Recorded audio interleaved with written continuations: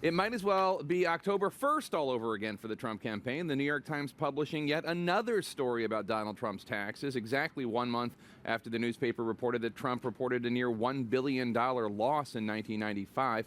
The new report alleges that Mr. Trump stretched the tax code beyond all recognition so he could skate on paying income taxes. Jim Acosta is with the Trump campaign today. Jim, Trump has not yet been in front of reporters today, so he has so far avoided questions about tax avoidance. The Republican nominee left the issue unaddressed at a campaign stop in Philadelphia, instead going after Obamacare. Any expected announcement or declaration about this report?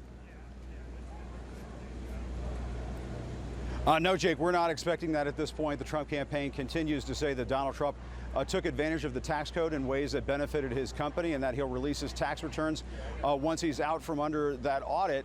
But in the meantime, Jake, as Hillary Clinton is still answering questions about her emails, Donald Trump appears to be gaining momentum at just the right time. He is staying on message and reaching out to Republicans who have rejected his campaign to come home.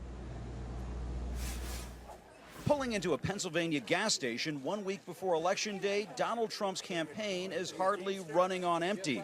Teamsters are all with me, you know that. With the race tightening, Trump is eager to flip this state that's become a Democratic firewall, appearing with his running mate Mike Pence for a tag team assault on an issue that rallies Republicans, Obamacare. When we win on November 8th,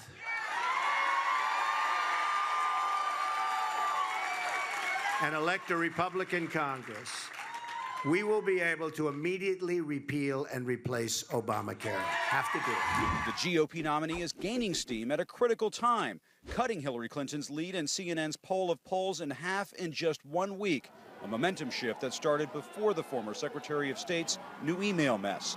And as she is questioning the FBI's handling of the matter, Trump is so far staying on message. But to accomplish our goals, we must cut our ties with the small, bitter, petty politics of the past. And he's expanding his ad campaign into states like Pennsylvania that seemed safely in Clinton's column. Donald Trump will bring the change we're waiting for.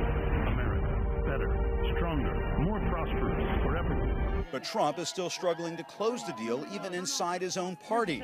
Ohio Governor John Kasich, a former Trump foe, wrote in John McCain for president, even as he voted for the other GOP candidates on the ballot. House Speaker Paul Ryan told Fox he voted for Trump while appearing to avoid uttering the GOP nominee's name. I am supporting our entire Republican ticket. I have been all along. What my focus, which has not changed at all, my focus personally right now is saving our House majority. Pence said it's time for Republicans who bailed on Trump to get back on board. It's time to come home and elect Donald Trump as the next president of the United States. It's time to come home and re-elect Republican majorities in the United States House of Representatives and the Senate.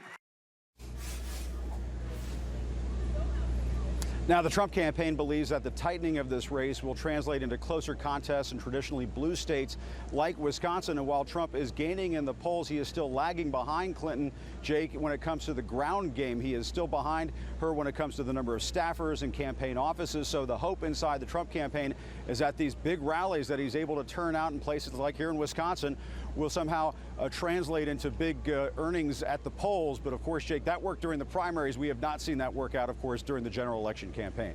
Jake.